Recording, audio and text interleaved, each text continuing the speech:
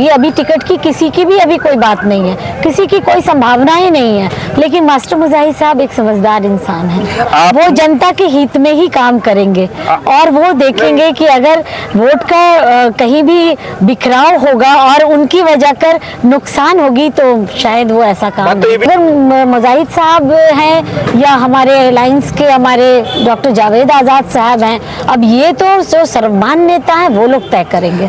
और जिस वजह कर उनके मुंह से जो जिस तरीके से निकलनी चाहिए थी उसको तरीके से वो नहीं बोल पाए, लेकिन जो बात वो समझाने की कोशिश कर रहे हैं, एक्चुअल बात तो वही है ना कि जनसंख्या नियंत्रण में अगर हमारी बेटियां हमारे बेटे जब पढ़ लेंगे तो वो खुद देश के हित में काम करने लगेंगे। पार्टी का जन संवाद कार्यक्रम है और हम लोग माननीय मुख्यमंत्री जी के द्वारा जितने काम किए गए हैं उसका हम लोग उल्लेख करते हैं और चूँकि जनता को बताना है कि बिहार में किस तरह से बदलाव हुआ है, शिक्षा के क्षेत्र में, स्वास्थ्य के क्षेत्र में सड़कों का जाल बिछा है, पुल पुलियाँ बने हैं और किस तरीके से महिला आरक्षण को लेकर के जिस तरह से महिलाओं का उत्थान हुआ है और आरक्षण जो माननीय मुख्यमंत्री जी का एक मेन मुद्दा था, इस आरक्षण के तहत बिहार में आरक्षण सर्वे आप जानते हैं जनगणना के माध्यम से सर्वे हुआ और आरक्षण पर उनको अधिकार देने की बात, जो निचले तबके के अधिकारों की बात हुई, ये सभी को जन तक पहुंचाने के लिए ये संवाद का कार्यक्रम आयोजित। मैम, जिस तरह से आपने खुले मन से टिकट के लिए मास्टर मुजाहिद साहब का नाम लिया, तो ये जो बात है जेडीयू नेता के तरफ से था या फिर व्यक्तिगत? नहीं, हमारे नेता का अभी कोई निर्णय नहीं हुआ है क्योंकि अभी प्रोसेस में है कि किनको देना है। अभी तो चूंकि अलायंस पार्टियां हैं तो अलायंस पार्टियों का मीटिंग होगा, फिर सीटें तय होंगी, उसके बाद फिर इस पर सर्वे होगा, उसके बाद ही कैंडिडेट्स के नाम आएंगे। बट हर लोग कोशिश करते हैं कि हमारे पार्टी का सीट अमुक जगह हो या हमारे कैंडिडेट्स हों, तो उसको लेकर के बातें हुई हैं। हमारे बड़े नेता हमारे आदरणीय नीतीश कुमार जी, हमारे राष्ट्रीय अध्यक्ष या हमारे प्रदेश अध्यक्ष जी का अभी तक कोई ऐसा बयान नहीं है क्योंकि उन्होंने अभी तो प्रोसेस ही नहीं किया है। जब प्रोसेस होगी, अभी टिकट की किसी की भी अभी कोई बात नहीं है, किसी की कोई संभावना ही नहीं है। हम लोग संभावित उम्मीदवार की बात करते हैं और अगर संभावित उम्मीदवार हमारे अगर जब बात होती है तो अगर मुजाहिद साहब हैं या हमारे अलायंस के हमारे डॉक्टर जावेद आज़ाद साहब हैं, अब ये तो जो सर्वमान्य नेता है वो लोग तय करेंगे। जिस लगातार जेडीयू पूरे किशनगंज में ताबड़तोड़ रैलियां कर रही है, सभाओं का आयोजन किया जा रहा है, ऐसे में स्टैंड क्लियर लग रहा है कि अगर जेडीयू को खाते में टिकट नहीं आता तो जेडीयू बगावत का रुख अपना सकती है।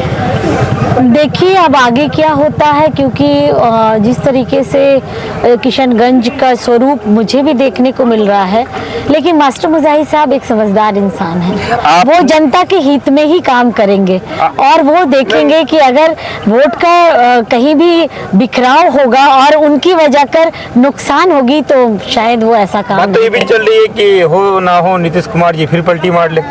नहीं, ऐसी कोई बात नहीं है, ये सब गलत बात है। वो अंत वक्त में पलटी मारते हैं। नहीं, ये सब गलत बात है। ये सब विपक्ष की तरफ से लगातार आरोप लगा। देखिए विपक्ष तो डरे हुए हैं, विपक्ष का आरोप क्या मानना, विपक्ष डरे हुए हैं, भयभीत हैं, सिर्फ बिहार में ही नहीं बल्कि पूरे देश में नीतीश कुमार जी से डरे हुए हैं। जिस तरीके से हमारे सर्वमान्य नेता नीतीश कुमार जी ने पूरे देश में समाजवाद को एक किया है, जिस तरीके से उन्होंने समाजवाद धाराओं को एक साथ ला करके एक प्लेटफॉर्म पर 22 पार्टियों को एक जगह किया है और उस शक्ति के विरुद्ध में जो हमारे देश के हित में ठीक नहीं है। सम्राट चौधरी मीडिया से बात करते हुए कह रहे थे कि नीतीश कुमार का मानसिक संतुलन बिगड़ गया है। वो बयान को लेकर सदन में जो उनके द्वारा जो दिया था कि मानस पहले उनका इलाज हो, अगर इलाज करने के बाद डॉक्टर सर्टिफिकेट देते कि योग है तो वो बने रहने तो इस्तीफा दे दे। देखिए विरोधी हैं तो विरोधी तो बोलेंगे ही, विरोधियों के बात का क्या लेना। हमारे नेता महिलाओं की बहुत इज्जत करते हैं, तभी तो महिलाओं को इतना आगे बढ़ाया है और हम तमाम इज्जतदार महिलाएं अपने नेता को बहुत मानते हैं। आपका क्या स्टैंड है उस विवादित बयान को लेकर जिसको लेकर काफी खौराम मचा हुआ है? नहीं, हमारे नेता ने तो एक्सेप्ट कर लिया कि अगर मुझसे अगर भूल चूक कोई गलती हुई है तो उन्होंने माफ़ी मांग ली और उन्होंने अपने ऊपर निंदा भी कर लिया।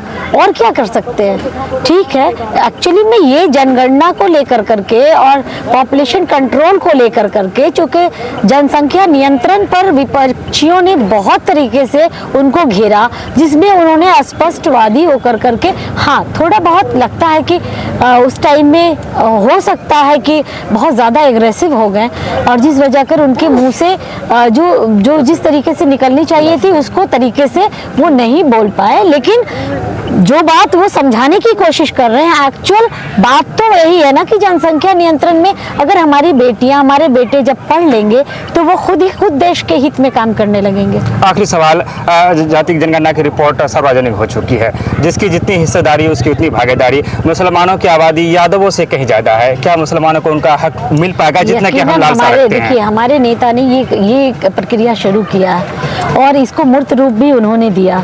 निश्चित रूप से हमारे नेता, अन्य लोग क्या करते हैं मैं नहीं बता सकती, महागठबंधन के उनके साथी शायद उनसे सहमत हो। हमारे नेता माननीय मुख्यमंत्री नीतीश कुमार जी तो ठीक जिनका जो अधिकार है उनको देने के लिए। परसों की घटना आपको याद होगा, जैसे बिजली को लेकर लोग आंदोलन कर रहे थे, 2 लोगों की जान चली गई थी पुलिस फायरिंग में। अब तक दोषियों पर कोई कार्रवाई नहीं हुई है। सरकार में है आप लोग? नहीं, निश्चित तौर पर उस पर जांच चल रही होगी, जांच प्रक्रिया में होगा, और निश्चित रूप से दोषियों को तो कभी छोड़ा नहीं जाता सुशासन में। और जब भी कहीं भी कोई घटनाएं घटती हैं तो आप डायरेक्ट एक्शन नहीं ले सकते हैं, क्योंकि उसकी एक प्रक्रिया है, जांच टीम बैठती है और जांच के तहत जो रिपोर्ट आती है संज्ञान लिया जाता है और उसके तहत FIR होता है और कार्रवाई होती है। आपका शुभ नाम है? शगुफ्ता अजीम, पूर्व प्रत्याशी अररिया विधानसभा। बहुत बहुत शुक्रिया, धन्यवाद।